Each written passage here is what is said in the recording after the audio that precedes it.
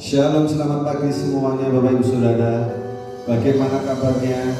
Dan pasti luar biasa.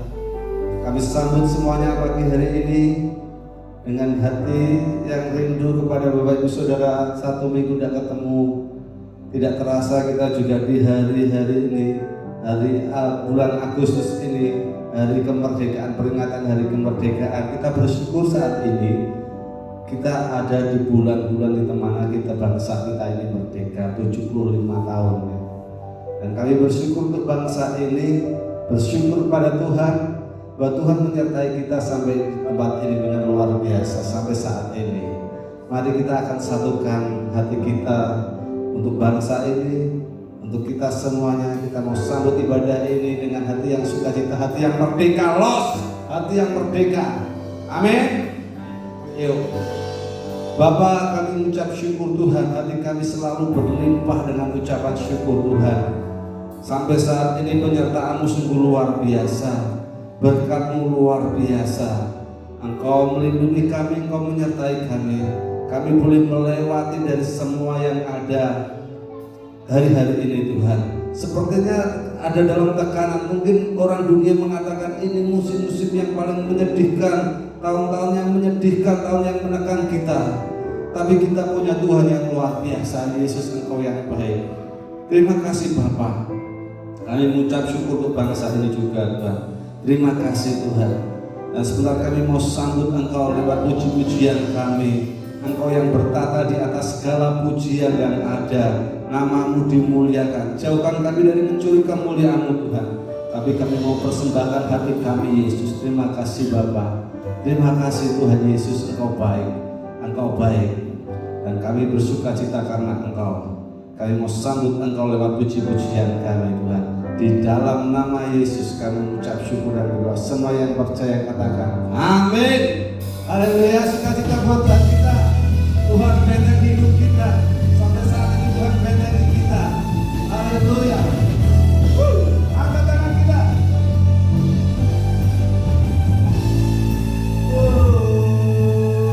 Berjalan bersamamu,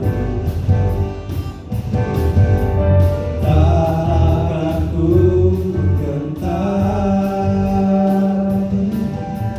Tangan-Mu bertopangku, jalani kehidupan. Kau menaruhku ke atas gunung batu, Kau beriku kemenangan. Kau kekuatanku, penopang hidupku, bagi keselamatan. Kau buktikan kasih setiamu, benteng hidupku. Tak akan ku takut, sebab Kau bersertaku. Yesus, jaminan hidupku.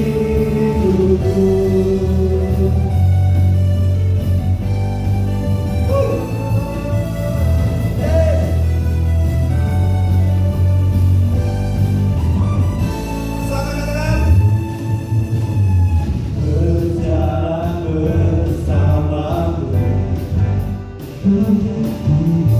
tak akan ku gentar.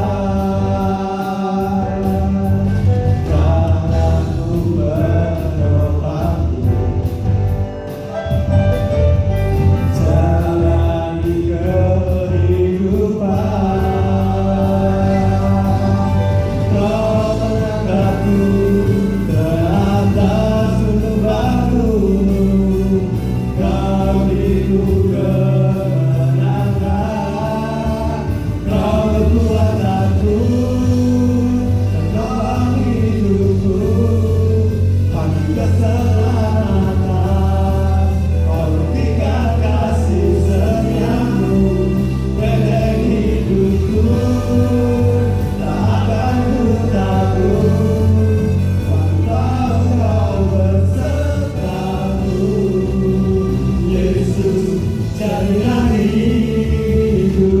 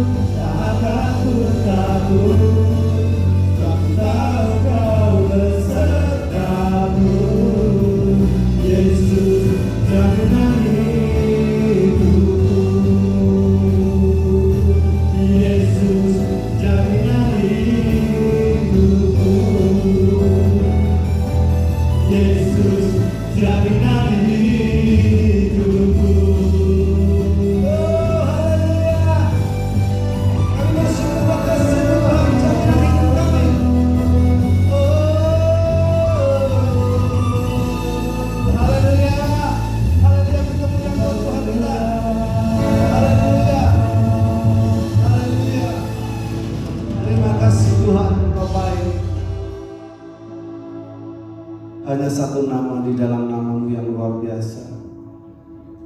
Di kolong langit ini tidak ada nama yang lain yang sanggup menyelamatkan hidup kita. Karena namanya nama Yesus yang menyelamatkan hidup kita. Sampai saat ini kita bersyukur bahwa hanya yang bisa memberi kekuatan itu Yesus Kristus namanya. Amin. Engkau pujaan bukan Tuhan. Engkau pujaan hatiku Tuhan.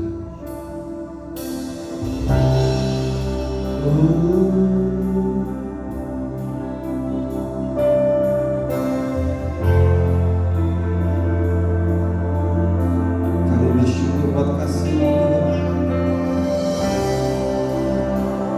Terima kasih Tuhan.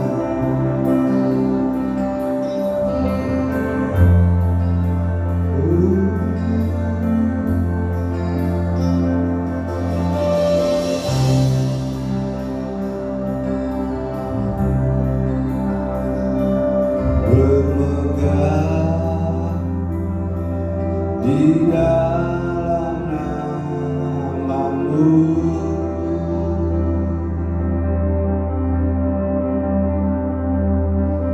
ku datang sujud di kaki-Mu.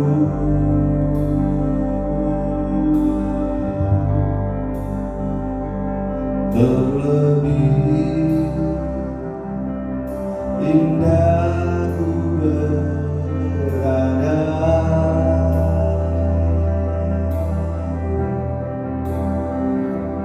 bersama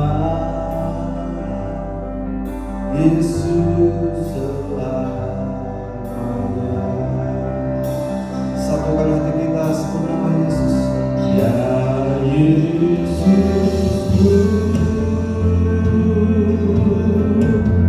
Ooh.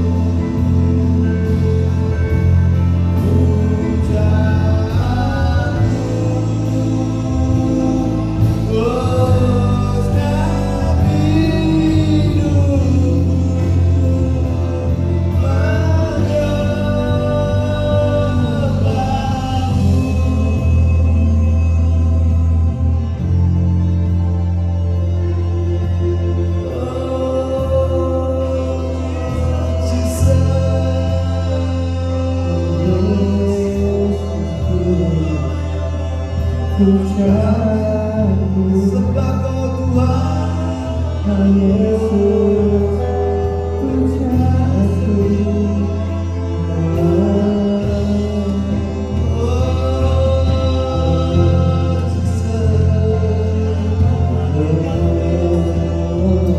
sembah Kau Tuhan.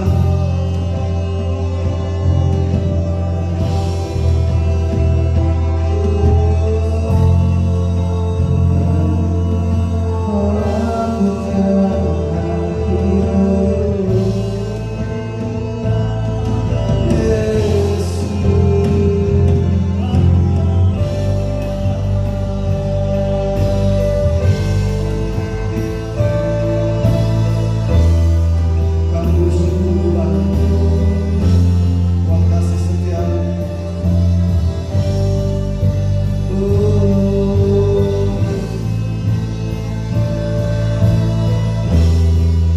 Haleluya.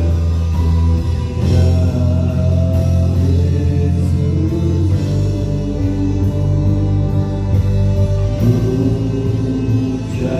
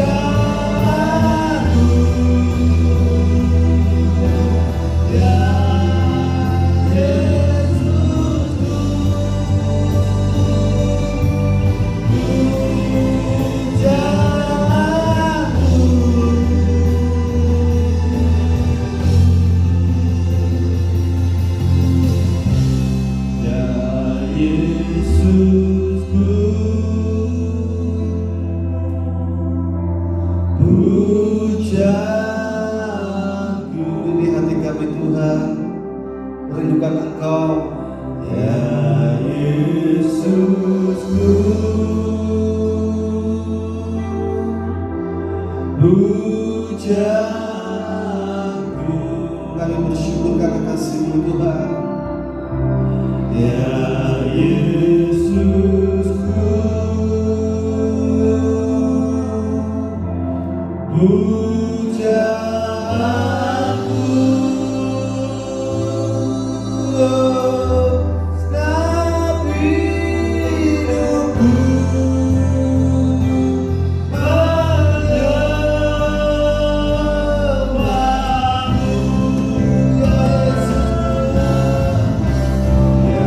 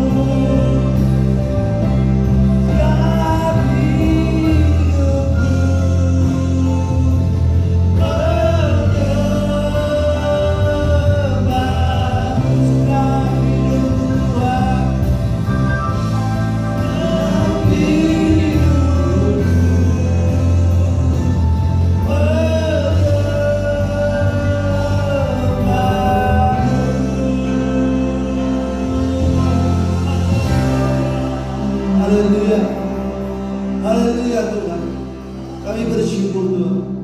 Segenap hidup kami Tuhan hanya untuk Engkau. Sebentar kami mau mendengarkan firman Tuhan. Sampaikan pesan-Mu lewat hamba-Mu Tuhan. Kau pakai hamba-Mu, Kau urapi hamba-Mu. Biar Kau bukakan rahasia firman-Mu Tuhan untuk kami, untuk pesan-pesan buat kami yang ada di tempat ini maupun ada di rumah Tuhan. Baik semua orang yang mendengarkan Tuhan, kami percaya Tuhan, Kau pakai hamba-Mu ini Tuhan, urapi hamba-Mu, dan kami selalu bersyukur. Kami mau sambut kebenaran firman-Mu Tuhan. Hanya di dalam nama-Mu Yesus kami mengucap syukur dan berdoa. Kami sambut firman-Mu ini. Terima kasih Tuhan. Haleluya. Semua percaya katakan amin.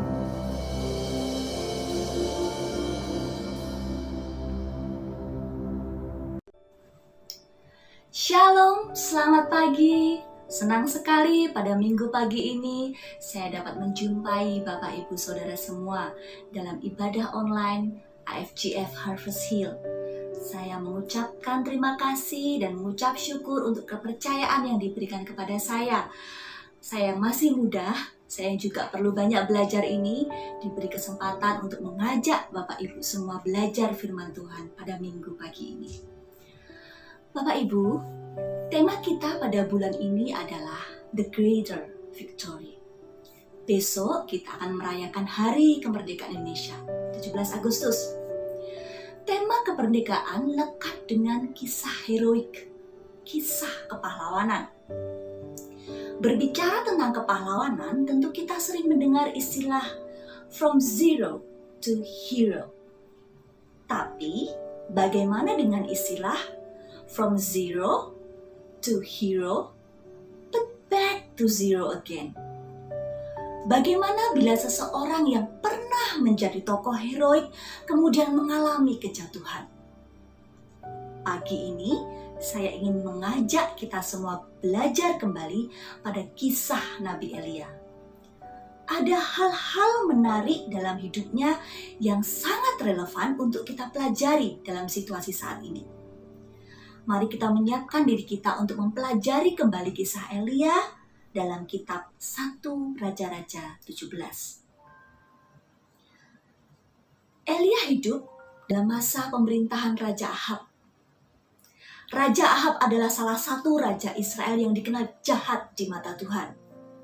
Dia memperistri Isabel, seorang perempuan asing yang membawa penyembahan berhala, yaitu Dewa Baal, ke dalam bangsa Israel.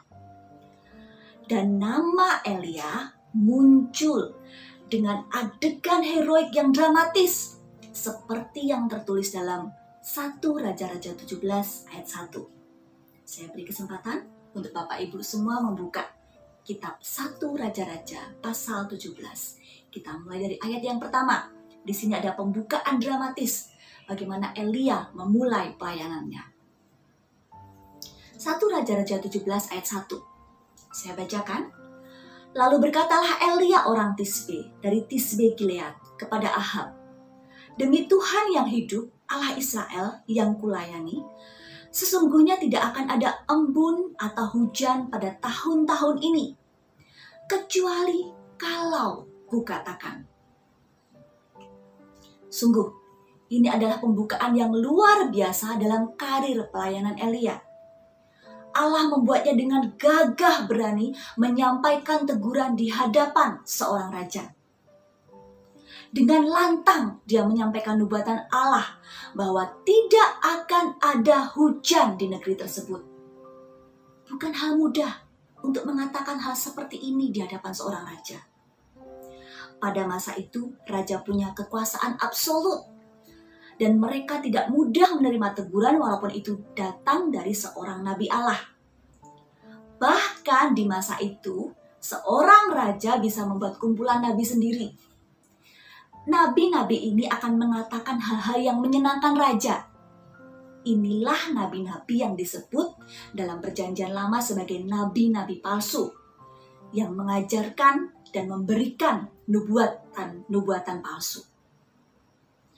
Maka sekali lagi saya dapat gambarkan di sini bahwa Elia memulai pelayanan kenabiannya dengan tindakan dan perkataan heroik yang gagah berani. Memberi teguran di hadapan raja adalah suatu tindakan berani yang berisiko nyawa. Mengatakan sesuatu yang tidak menyenangkan raja di masa itu bisa berujung hukuman mati. Maka kita lihat di ayat kemudian, Tuhan dengan kebijaksanaannya meminta Elia untuk bersembunyi di tepi sungai Kerit.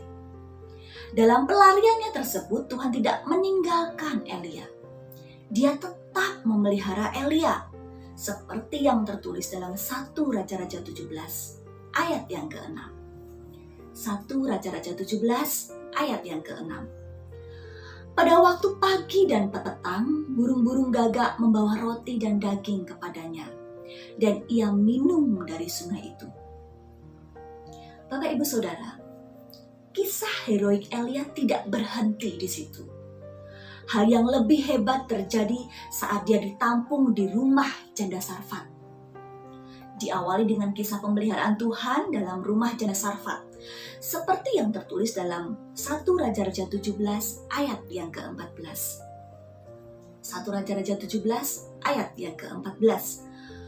Sebab beginilah firman Tuhan Allah Israel, tepung dalam tempayan itu tidak akan habis, dan minyak dalam buli-buli itu tidak akan berkurang sampai pada waktu Tuhan memberi hujan di atas muka bumi.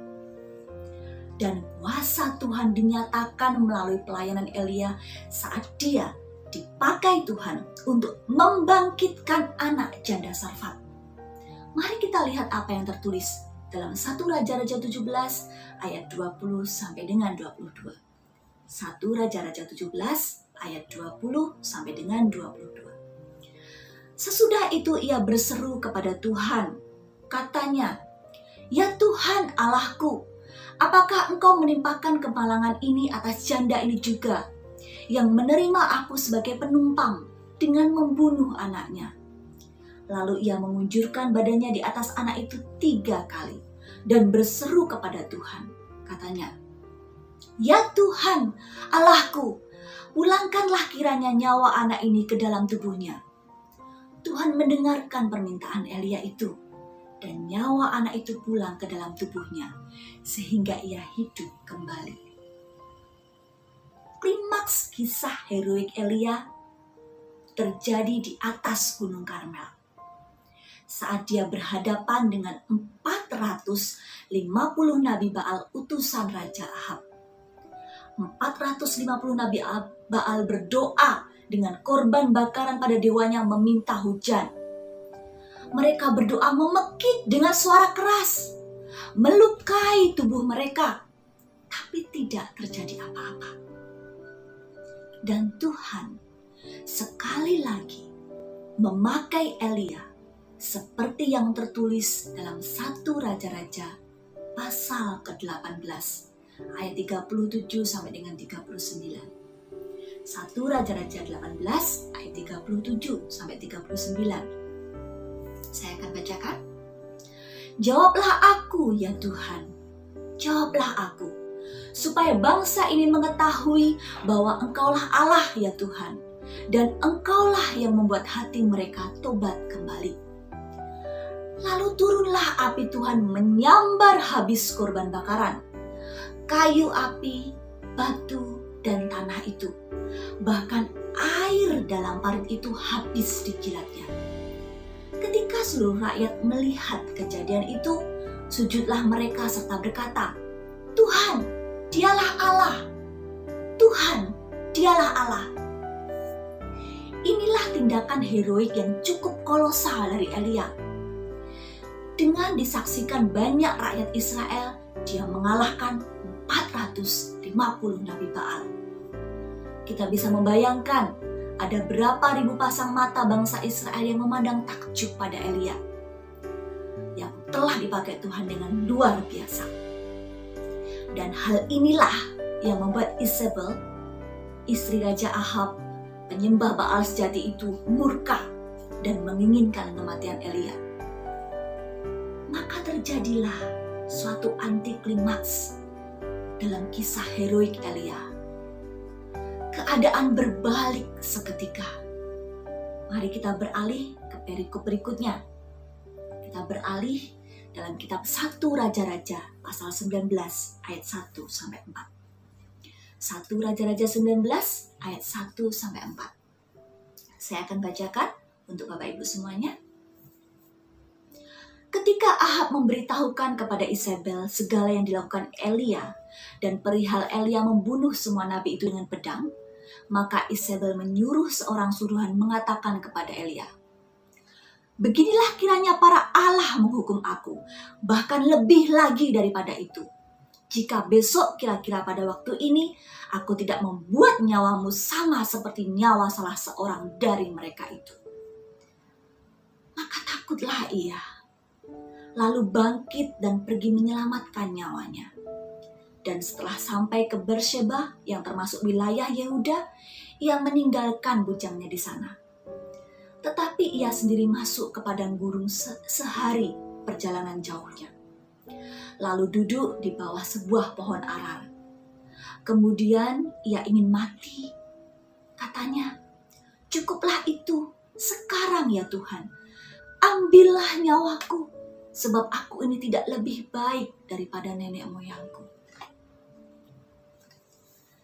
Bisa kita bayangkan, Bapak Ibu Saudara, seseorang yang pernah dengan lantang menegur Raja Ahab, seseorang yang pernah dipakai untuk membangkitkan anak yang telah mati, seseorang yang mengalami sendiri bukti pemeliharaan Tuhan dari waktu ke waktu, dari waktu dia di pinggir sungai Kerit sampai jadi rumah seorang janda Sarfat yang miskin. Bahkan seseorang yang baru saja mengalahkan 450 nabi Baal dalam demonstrasi iman yang fantastis. Tiba-tiba orang yang sama diserang ketakutan, bahkan sampai berkata pada Tuhan untuk mengambil nyawanya. Elia yang tengah menanjak karir kenabiannya tiba-tiba mengalami apa yang disebut sebagai depresi. Ini mungkin yang bisa disebut sebagai from zero to hero, but back to zero again.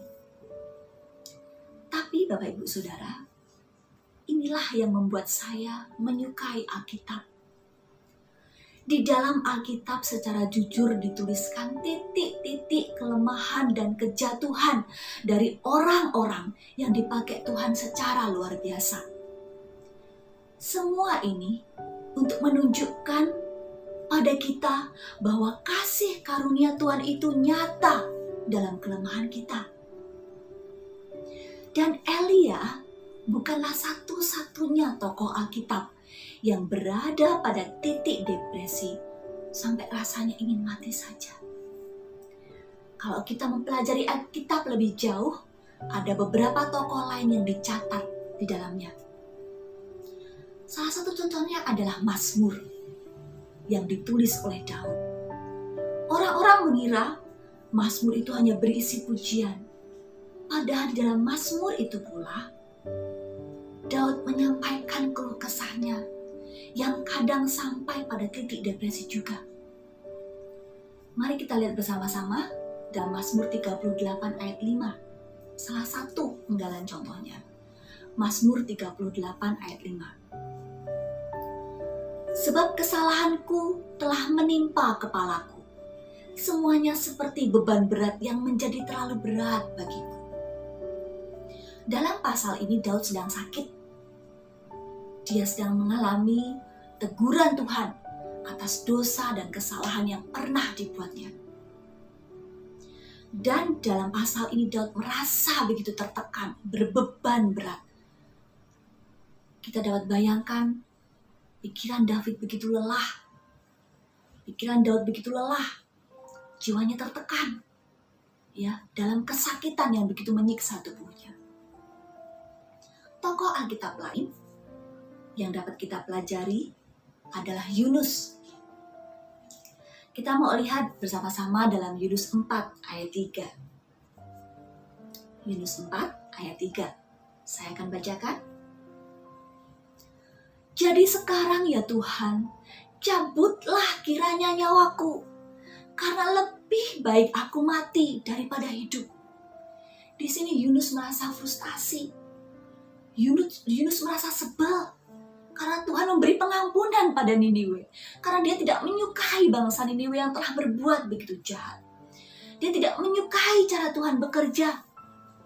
Dia sudah berusaha melarikan diri dari awal atas panggilan Tuhan. Tapi Tuhan selalu punya cara untuk menariknya kembali. Dan akhirnya Yunus merasa frustasi dan merasa ingin mati saja. Sama seperti Elia.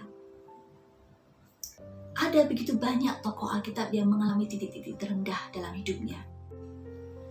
Melihat kisah Elia, Bapak Ibu Saudara, kita melihat sebuah kisah yang sangat dramatis. Dari heroisme, klimak kisah heroisme menjadi anti klimak.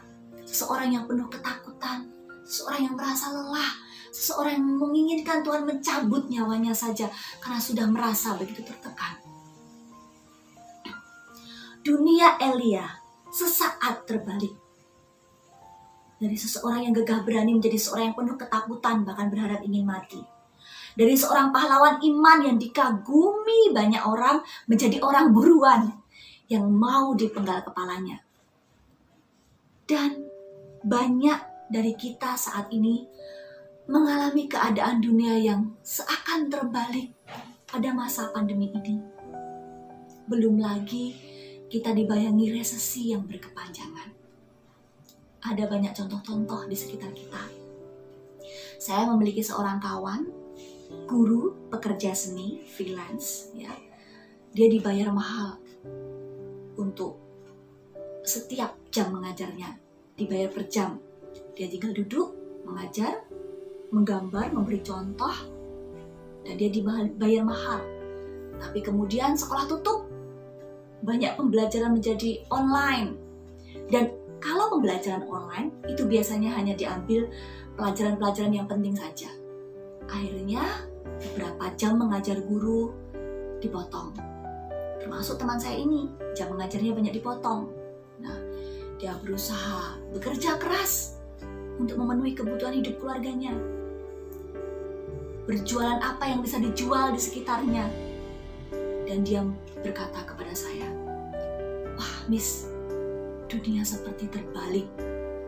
Dulu untuk mendapatkan uang sekian, aku tinggal duduk mengajar 1 jam dalam ruang ber-AC, enak. Sekarang untuk mendapatkan jumlah uang yang sama, aku harus berkeliling kota Semarang, menjual barang seharian, berpeluh." Ya, saya percaya Bapak Ibu Saudara melihat contoh-contoh itu di sekitar kita, atau bahkan Bapak Ibu Saudara sendiri mengalami hal tersebut. Pada pagi hari ini, mari kita belajar bersama dari apa yang terjadi dalam hidup Elia, dari apa yang dilakukan oleh Elia. Kita menyoroti lagi apa yang dilakukan Elia untuk keluar dari depresinya. Apa yang dilakukan Elia saat dunia seperti terbalik di hadapannya. Yang pertama, Elia naik ke Gunung Horeb. Elia memilih untuk datang pada Tuhan, mencari wajahnya, bersekutu dengannya, menceritakan keluh kesahnya, lelahnya, kesepiannya. Ya, Elia begitu jujur waktu ngomong sama Tuhan, "Cukupkan Tuhan, cukup." Seakan Elia berkata, "Sudah, aku tidak mau pelayanan lagi, aku sudah lelah. Ambil saja nyawaku ini Tuhan." Mari datang pada Tuhan dengan jujur, menyatakan kelelahan kita, keluh kesah kita, karena hanya Dia yang mampu mengerti, hanya Dia yang mampu menjawab keluh kesah di hati kita. Pada masa ini kita diingatkan lagi untuk tidak berharap pada manusia, tidak berharap pada sistem. Di banyak media, banyak orang menyalahkan sistem, menyalahkan negara yang tidak siap, menyalahkan ini itu. Kita tidak usah berharap pada semua itu, tapi hanya berharap pada Tuhan. Dia yang mampu memberi damai sejahtera, Dia yang mampu mengangkat kita dari segala kepenatan hati kita. Hal kedua, Hal yang indah yang saya soroti dalam kisah Nabi Elia ialah waktu Tuhan menyatakan dirinya.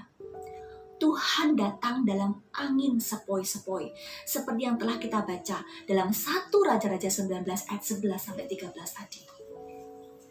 Tuhan tidak datang dalam angin besar, dalam gempa, dalam api, tapi dalam angin sepoi-sepoi yang lembut.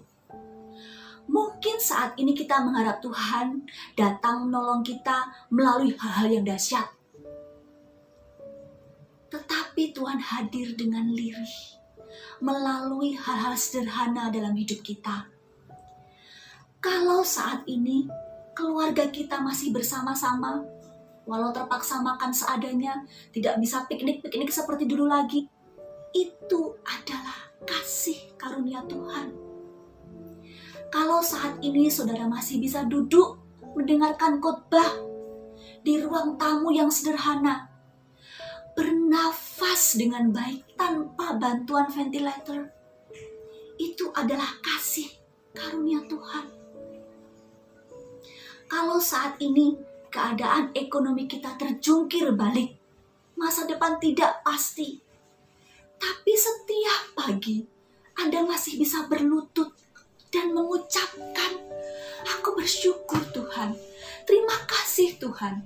Maka saya percaya Anda adalah orang-orang yang mampu merasakan sentuhan Tuhan dalam angin yang sepoi-sepoi lembut itu. Mereka yang masih bisa bersyukur, mereka yang masih bisa merasakan kasih Tuhan dalam kesesakan hidup, mereka adalah sebenarnya orang-orang yang peka terhadap karya Tuhan.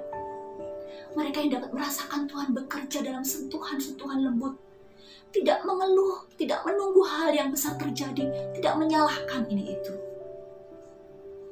Kemudian, Bapak Ibu Saudara, di Gunung Horeb Tuhan bertanya kepada Elia.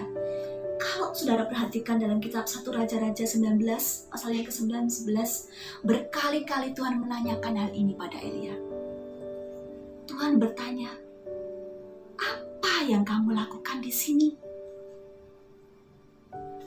Waktu Tuhan menanyakannya pertama kali, Elia menjawab, "Aku mengalahkan nabi-nabi Baal, aku melakukan hal ini, aku melakukan." Elia menjawab dalam bentuk lampau, menjawab apa yang pernah dikerjakannya di masa lampau.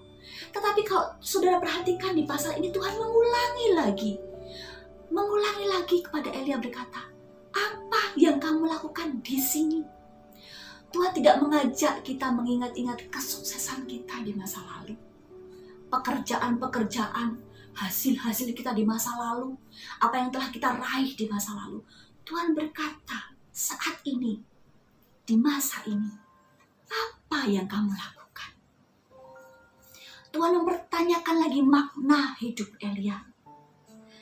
Bapak Ibu Saudara, dalam segala keterbatasan, dalam keadaan tertekan, mari terus berkarya. Hanya dengan terus berkarya, melakukan apa yang dapat kita lakukan, pelayanan apapun yang dapat kita lakukan, dengan tetap melakukan sesuatu, hal itu dapat menjauhkan kita dari rasa depresi. Depresi dimulai saat kita duduk diam, melamun, menyalahkan orang lain, menyalahkan diri sendiri, melihat apa kesalahan kita sehingga kita mengalami hal ini. Tapi kalau kita bangkit berdiri, bekerja, melakukan apa yang bisa kita lakukan, memakai hidup kita untuk memberkati orang lain, maka kita akan merasa hidup kita menjadi bermakna, menjauhkan kita dari rasa depresi itu. Mari, Bapak Ibu Saudara, menjadikan hidup kita berguna bagi diri kita, keluarga kita, ataupun orang-orang di sekitar kita. Dengan talenta yang kita miliki, dengan apa yang Tuhan beri pada tubuh kita, pada pikiran kita. Ya. Dan benar bahwa Elia memang tidak tinggal diam. Pada pasal-pasal selanjutnya, Anda akan melihat dia melangkah, melanjutkan pekerjaan pelayanannya. Dan kehidupan Elia tidak berakhir as a zero. Ya. Dalam Alkitab kita melihat bagaimana Elia yang mengalami saat-saat spektakuler dalam hidupnya. Juga saat-saat berada di titik terendah. Tetapi dia mengakhiri pertandingan imannya dengan baik. Kita akan beralih ke kitab selanjutnya. 2 Raja-Raja pasal 2. Mari kita beralih ke kitab 2 Raja-Raja. 2 Raja-Raja pasal 2 ayat yang kita langsung saja ke ayat yang ke-9. 2 Raja-Raja pasal 2 ayat yang ke-9. Saat ini Elia sudah bersiap-siap untuk mengakhiri pelayanannya, perjalanannya di dunia. Dan ini yang dikatakan Elisa pada Elia. Dan sudah mereka sampai di seberang, berkatalah Elia kepada Elisa, mintalah apa yang hendak kulakukan kepadamu sebelum aku terangkat daripadamu. Jawab Elisa, muridnya itu, biarlah kiranya aku mendapatkan 2 bagian dari rohmu. Elisa, murid Elia, meminta 2 bagian dari roh Elia sebelum Elia naik ke surga. Pada masa itu dalam budaya Israel, anak sulung biasanya mendapatkan bagian warisan yang lebih banyak, 2 bagian dari anak-anak yang selanjutnya. Elisa di sini meminta hak sebagai anak sulung, meminta bagian lebih banyak tapi bukan dari kepunyaan Elia, bukan dari materi Elia, tapi dari roh Elia. Elisa dapat dikatakan di sini ingin memiliki semangat dan karakter seperti Elia. Elisa ingin menjadi seperti Elia. Ini adalah sesuatu yang berharga. Ini adalah bukti bahwa Elia telah meninggalkan warisan, legasi iman yang berdampak besar bagi kehidupan Elisa. Berarti selama Elisa mengikuti Elia, dia melihat teladan iman yang luar biasa dalam hidup Elia. Mari kita memberi warisan teladan iman yang baik bagi anak-anak kita. Di tengah-tengah krisis seperti ini, anak-anak kita melihat, merekam, pada akhirnya mereka meniru respon kita menghadapi krisis. Apakah kita mengeluh? Apakah kita sering menyalahkan orang lain? Atau bahkan kita menyalahkan Tuhan, berhenti bersekutu pada Tuhan karena frustasi dengan keadaan. Anak-anak kita melihat semua itu. Mereka merekam, mereka menirunya. Perasaan takut, khawatir, rasa tertekan adalah normal. Tetapi mari kita menunjukkan pada anak-anak kita bahwa di tengah ketakutan, rasa tertekan, kita tetap dapat berlutut, mengucap syukur, dan berkata bahwa Tuhan itu baik. Sehingga saat ajal mendekati kita dapat mendengar anak-anak kita berkata seperti ini. Saya ingin anak-anak saya dapat berkata seperti ini. Ma, aku ingin menjadi orang tua seperti Mama. Aku ingin punya iman seperti iman Mama. Aku ingin punya kasih seperti kasih Mama. Bukankah itu sesuatu yang indah? Waktu kita meninggal, anak-anak kita bukan mengharap warisan harta, tapi mengharap supaya mempunyai iman seperti kita, mempunyai karakter seperti kita. Dan kita dapat menunjukkannya dari cara kita merespon di tengah-tengah krisis. Dari kita memberi teladan iman kita bagi anak-anak kita. Hal indah lainnya, suatu upah surgawi luar biasa yang diterima Elia adalah Elia diangkat ke surga. Kita lihat dalam kitab 2 Raja-Raja 2 ayat yang ke-11. Sedang mereka berjalan terus sambil berkata-kata, tiba-tiba datanglah kereta berapi dengan kuda berapi memisahkan keduanya.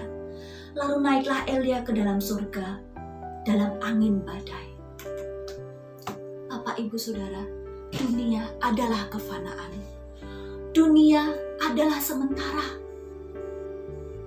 Saya pernah berada di paduan suara bersama dengan Pak Andi, dan guru paduan suara kami mengenalkan lagu-lagu gospel orang African American, orang kulit hitam pada masa perbudakan.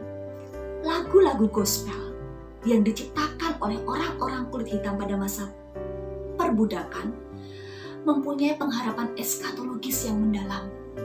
Lagu-lagunya selalu berbicara tentang surga. Saya pernah belajar lagu Soon I Will Be Done.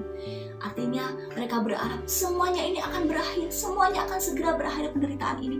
Ada surga yang menanti, ada kehidupan yang indah di seberang sungai Yordan. Ada lagu-lagu seperti itu.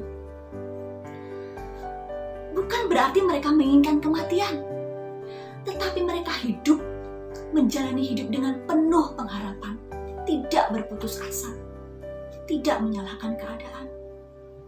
Ada surga kekal yang menanti kita. Ada tempat terbaik bagi orang-orang yang mengakhiri pertandingan imannya dengan setia. Yang terakhir, Bapak Ibu Saudara, saya tidak mengungkapkan di awal, tapi saya mengungkapkan di akhir. Arti nama dari Elia sendiri. Arti nama Elia adalah Yahweh adalah Allah. Tuhan adalah Allah. Apapun yang terjadi di dunia saat ini, Tuhan adalah Allah yang layak kita percayai dan kita sembah. Dia Tuhan yang kebaikannya adalah sifat dasarnya yang tak bisa dipungkiri. Tuhan adalah baik. Titik. Itu tidak bisa dipungkiri. Maka saat keadaan seakan terbalik, saat dunia terbalik, Tuhan tetap baik.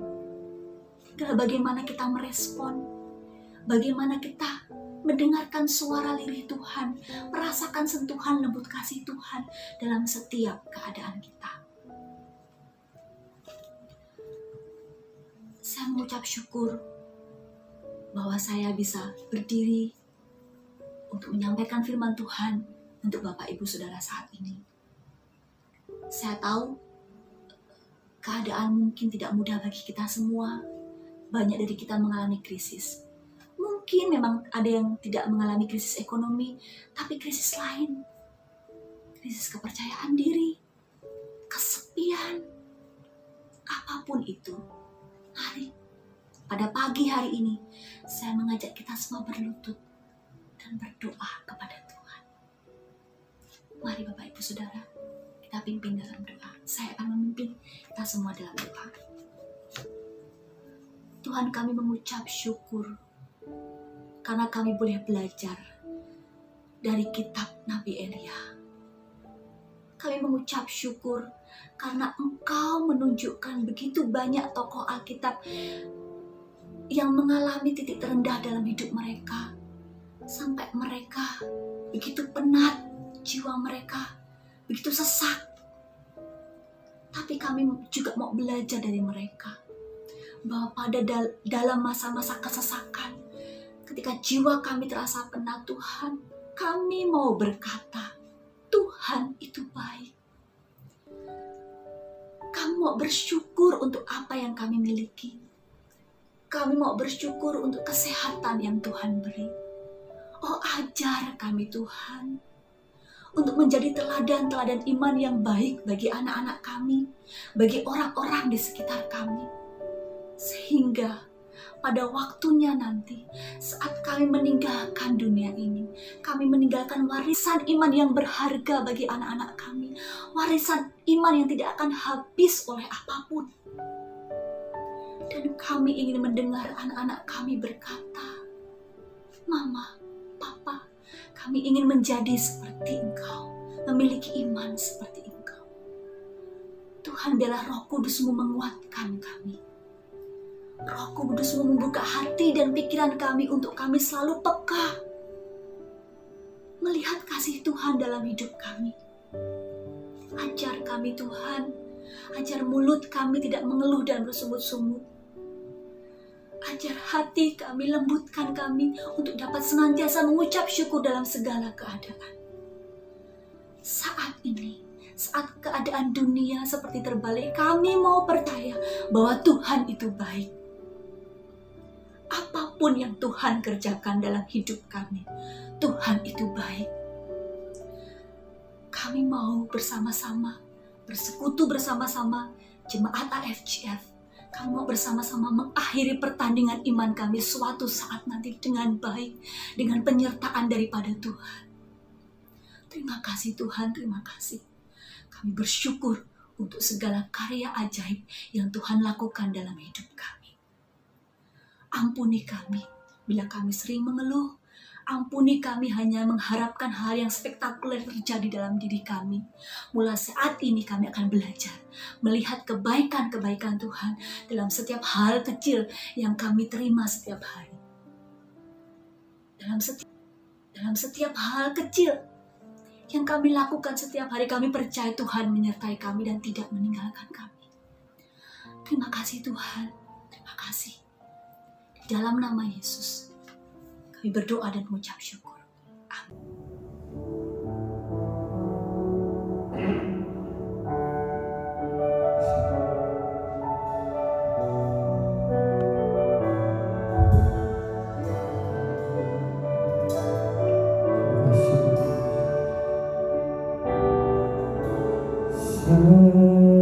Musim berlalu, namun kau selalu peliharaku. Kasih dan setiamu tak pernah layu di hidupku. Lebih luas dari samudra, kebaikan-Mu Bapa takkan habis di hidupku. Lebih tinggi dari cakrawala, tak terbatas kasih-Mu. Sungguh ku bersyukur. Lebih luas dari samudra, kebaikan-Mu Bapa takkan habis di hidupku.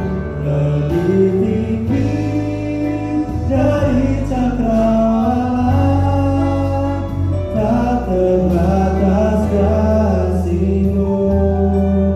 Sungguh ku bersyukur.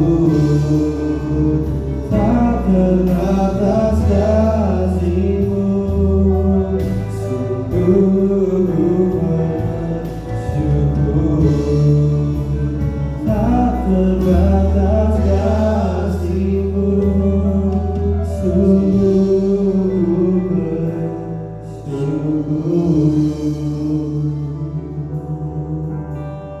Tak terbatas kasih-Mu, sungguh kami mau bersyukur kepada saudaraku yang dikasihi oleh Tuhan Yesus.